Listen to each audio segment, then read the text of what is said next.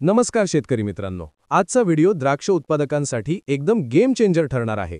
कारण आपण बोलणार आहोत द्राक्ष बागेतील सर्वात निर्णायक टप्पा म्हणजे घड फुगवणी.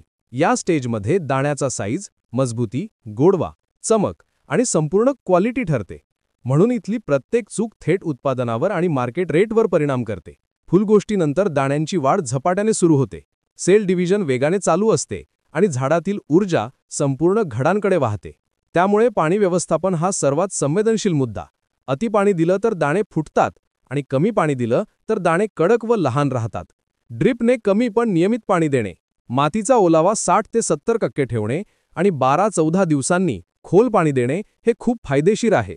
पोषण व्यवस्थापनात पोटॅशियम हा राजा आहे, कारण तो दाणे गोल, मोठे आणि गोड करतो. कॅल्शियम दाणा फुटू नये म्हणून आवश्यक आहे आणि शेल्फ लाईफ वाढवतो. बोरॉन हे सेल स्ट्रेंथ व फुगवणी सुधारते. मॅग्नेशियम पानातील हरितद्रव्य वाढवून संपूर्ण झाडाची ऊर्जा वाढवते. फवारणीत calcium plus boron plus KNO3 हा कॉम्बो दाणे अक्षरशः फुलल्यासारखे बनवतो. रोग व कीड नियंत्रणात पावडरी मिल्ड्यूसाठी सल्फर किंवा हेक्झाकोनाझॉल, डाउनी मिल्ड्यूसाठी मेटॅलॅक्सिल प्लस कॉपर किंवा मॅन्कोझे प्लस सायमॉक्झॅनिल, तर थ्रिप्ससाठी स्पिनोसॅड आणि रसशोषक किडीसाठी इमिडाक्लोप्रिड किंवा थायमिथॉक्झॅम वापरावे.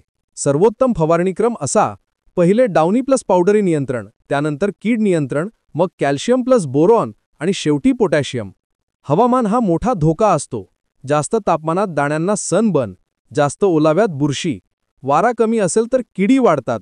म्हणून बागेतील वायुचलन राखणे, तण काढणे, अनावश्यक पुटवे काढणे आणि छाटणी व्यवस्थित ठेवणे गरजेचे आहे.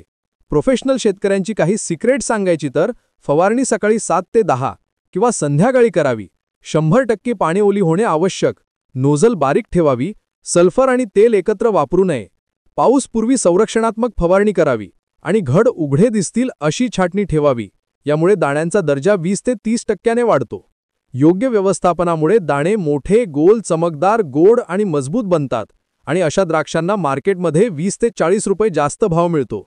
द्राक्ष बाग ही केवळ शेती नाही, तर विज्ञान, निरीक्षण आणि अनुभव यांचं मिश्रण आहे. आणि जो शेतकरी घड फुगवणी नीट सांभाळतो तोच संपूर्ण सीझनचा खरा विजेता ठरतो.